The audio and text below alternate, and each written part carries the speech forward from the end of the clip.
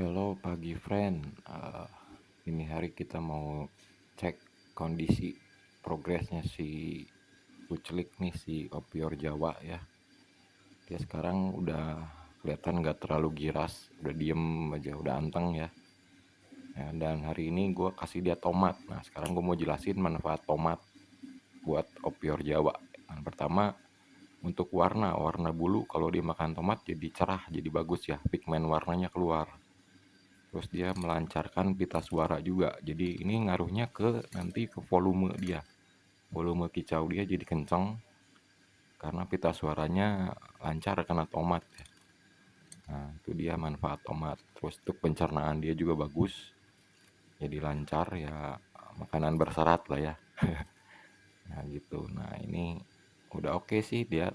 Kadang tengah malam juga dia ngeriwik, bunyi-bunyi gitu. Nah, yang penting sih pakannya kasih dia bergizi, ya kan. Terus jangan banyak diganggu, kasih istirahat yang cukup udah. Pasti dia gacor. Oke? Sampai jumpa.